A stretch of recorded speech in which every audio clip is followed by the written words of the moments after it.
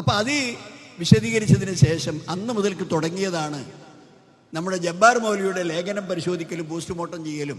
അക്കാലത്തും ഇക്കാലത്തും എക്കാലത്തും ഒരു വലിയ ആദർശ വ്യതിയാനമായി, ഒരു വലിയ തെറ്റായി വ്യാഖ്യാനിക്കപ്പെടുന്ന ഒരു ലേഖനമാണ്. അതിൽ ഒരു ചുക്കുമില്ല, ഒരു ശിർക്കും അതിലില്ല. എന്താണ് ശിർക്ക്, എന്താണ് തൗഹീദ്, എപ്പോഴാണ് ഒരു കാര്യം ശിർക്കാവുക, എപ്പോഴാണ് ഒരു കാര്യം തൗഹീദ്, അത് വിശദീകരിക്കണം ലേഖനത്തിൽ.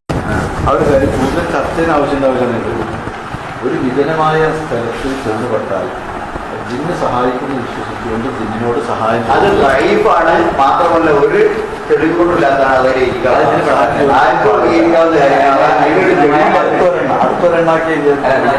ജിന്നിനോട് വിജനമായ സ്ഥലത്ത് അത് ക്ലിയറാക്കിയിരിക്കണം.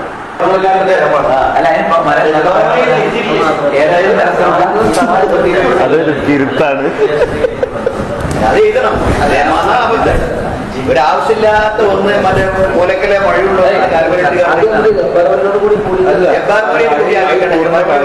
അത് പറയാതെ കണ്ട് മനുഷ്യന്മാരുടെ തൗഹീദിന്റെ കാര്യമാണ് പറഞ്ഞത്. അതായത് വിജനമായ സ്ഥലത്ത് എത്തുന്ന സമയത്ത് യാ ഇബാദല്ലാഹ് അഗിസ്നി എന്ന് വിളിക്കുകയും, ഞാൻ പറഞ്ഞുതരാം. എന്നോട് ഒരാള് കൊണ്ടോട്ടിന്ന് വളരെ ഉത്തരവാദപ്പെട്ട ഒരാളിനോട് വിളിച്ച് പറഞ്ഞു, പിന്നെ വിജനമായ സ്ഥലത്ത് ഞാൻ ഒരാളില്ലാത്ത സ്ഥലത്ത് എത്തിയിട്ട് പിന്നെ എന്നെ എന്താണ് ഈ വാചകമൊക്കെ ഉപയോഗിച്ചുകൊണ്ട് തന്നെ എന്നെ സഹായിക്കണമേ എന്ന് പറഞ്ഞു. അതിൽ ജിന്ന് പെടാം, ഇൻസ് പെടാം, മലക്ക് പെടാം. അവർ സഹായിച്ചാൽ ആ ആളുകളിനോട് ഞാനുള്ള എൻ്റെ വിളിച്ചു തേട്ടം തൗഹീദിന് എതിരാവുകയില്ല എന്ന് ഇപ്പൊ പറഞ്ഞാൽ അത് മുവാഹിദീങ്ങൾക്ക് അംഗീകരിക്കാൻ പറ്റൂലേ എന്നാണ് ചോദ്യം. നമ്മളെ ഉത്തരം എന്തായി? യഥാർത്ഥത്തിൽ ഈ വിളിച്ചു തേടുന്ന ആളുടെ മനസ്സിനനുസരിച്ച് ഈ പരിസരത്ത് എവിടെയെങ്കിലും എനിക്ക് ഒച്ചയേക്കണ ആരെങ്കിലും ഉണ്ടെങ്കിൽ എനിക്ക് സഹായം ചെയ്യട്ടെ എന്നാണ് അയാൾ മനസ്സിൽ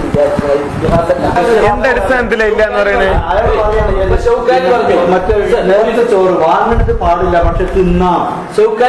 മനുഷ്യരോട് പറയാൻ പറ്റില്ല. അതിൽ ഇസ്തിഹാസ ഇല്ലാന്നാണ് ഉണ്ടെങ്കിലൊക്കെ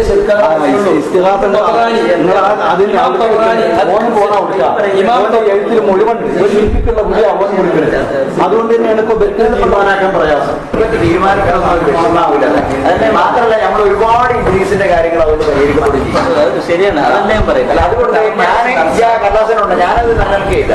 കുറച്ചൊക്കെ ബുദ്ധിയും സാമാന്യമായ ചിന്തയും കാര്യങ്ങളൊക്കെ പ്രയോഗിക്കേണ്ട ഒരു സമയമാണ്. നമ്മൾ രാവിലെ മുതലേ ഇരുന്ന് ഇവിടെ ഇതുവരെ എത്തിയ ഒരു കാര്യത്തിൽ എത്തിയിട്ടുണ്ട്. നിങ്ങൾ വേണ്ടാത്ത ഒരു ബാത്തിലാക്കുന്ന ഒരു കാര്യം വാദിച്ച് നടക്കണ്ട. നിങ്ങൾക്ക് വാദമുണ്ടോ? അതെ, ചർച്ച നമുക്ക് വേറെ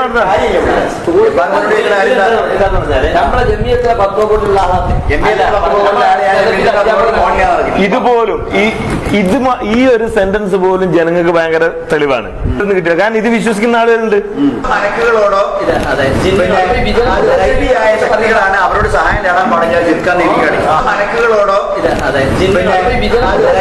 ശക്തികളാണ് അവരോട് സഹായം നേടാൻ പാടില്ല ചിരിക്കാൻ ഞാൻ ഹദീസിന്റെ അടിസ്ഥാനത്തിലാണെങ്കിൽ അതിൽ ശിർക്കില്ല അങ്ങനെ പറയുന്നത്. അത് സഹിയാണ് തെറ്റിദ്ധരിച്ചിട്ട് അവരുടെ ജീവിതം തെറ്റ് തന്നെയാണ്. അയാളുടെ മനസ്സിൽ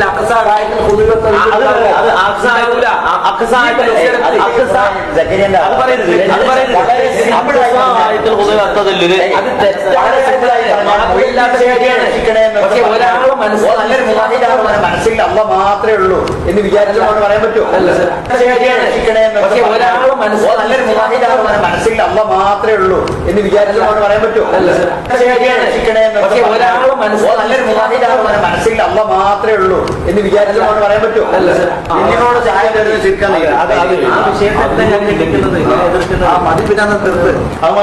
നിങ്ങളോട് സഹായം തരുന്നത് തൗഹീദിന് വിരുദ്ധവും ശിർക്കുമാകുമാണ്. ബഹുമാനപ്പെട്ട ഫൈസൽ മുസ്ലിയാർ, അന്ന് താങ്കൾ ആ ലേഖനം തന്നെ ഒന്ന് വായിച്ചു. ഞാൻ വായിച്ചത്. ഇതാണ് ഇസ്ലാഹി മാസിക 2007 ഏപ്രിൽ, അതിന്റെ 42ാമത്തെ പേജ്. രാത്രിയുടെ ഇരുളിൽ തപ്പിത്തളഞ്ഞ് നീങ്ങുന്ന ഒരാൾ തന്റെ തൊട്ടടുത്ത് നിന്ന് ശബ്ദം കേൾക്കുന്നു. ആളെ കാണുന്നില്ല. തന്റെ മുമ്പിലുള്ള ഈ ശബ്ദത്തിന്റെ ഉടമ ജിന്നായിരിക്കാം എന്ന വിശ്വാസത്തിൽ എന്നെ ഒന്ന് സഹായിക്കാമോ, ഒരു വെളിച്ചം തരാമോ എന്ന് ആവശ്യപ്പെട്ടാൽ അത് അഭൗതികമോ കാര്യകാല ബന്ധത്തിന് അപ്പുറമുള്ളതോ അല്ലെങ്കിൽ സൃഷ്ടികളെ കഴിവിൽ പെടാത്തത് തേടുകയല്ല, ആ സഹായാർത്ഥന ശിർക്കുമല്ല. അബ്ദുൽ ജബ്ബാർ മൗലവി എന്താണോ എഴുതിയത് 100% ശരിയാണ്. മദീനത്തുൽ ഉലൂം അറബി കോളേജിന്റെ ലൈബ്രറി ഹാളിൽ 2011 ഇത്തരം വിവാദങ്ങൾ ഉണ്ടായി. റുഖിയ ശറഈയയുമായി ബന്ധപ്പെട്ട വിവാദങ്ങൾ ഉണ്ടായി. അപ്പോ ഇരുഭാഗങ്ങളിൽ നിന്നുമുള്ള ഏതാനും പണ്ഡിതന്മാരും പ്രബോധകന്മാരും ഈ ലൈബ്രറി ഹാളിൽ ഒരുമിച്ച് കൂടി റുഖിയ ശറഈയയുമായി ബന്ധപ്പെട്ട തീരുമാനങ്ങൾ എടുത്തു.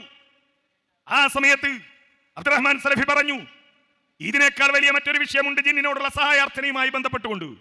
അത് പറഞ്ഞപ്പോ PN അബ്ദുൽ ലത്തീഫ് മദനി ആ യോഗത്തിൽ വെച്ച് പറഞ്ഞു, ശരിയാണ്, ഞാൻ ഇന്ന് ഈ മീറ്റിംഗിന് വരുമ്പോ ഇന്ന് രാവിലെ ഒരാൾ എന്നെ വിളിച്ച് ഇസ്ലാഹിലെ ലേഖനവുമായി ബന്ധപ്പെട്ട കാര്യം സംസാരിച്ചിട്ടുണ്ട് എന്ന് പറയുകയും അതുമായി ബന്ധപ്പെട്ട ചർച്ച നടക്കുകയും ചെയ്തു. ആ ചർച്ചയിൽ എന്ത് തീരുമാനമായി എഴുതണമെന്ന് ചർച്ച ചെയ്തപ്പോ PN അബ്ദുൽ ലത്തീഫ് മദനിയാണ് ആ ഒരു വാചകം പറഞ്ഞത്, ജിന്നുകളോട് സഹായാർത്ഥന നടത്തുന്നത് തൗഹീദിന് വിരുദ്ധവും ശിർക്കുമാണ് എന്ന് അദ്ദേഹം പറയുകയും എന്റെ കൈകൊണ്ട് ഞാൻ ആ വാചകം രേഖപ്പെടുത്തുകയും അതിനടിയിൽ PN അബ്ദുൽ ലത്തീഫ് മദനി ഒപ്പുവെക്കുകയും ചെയ്തു.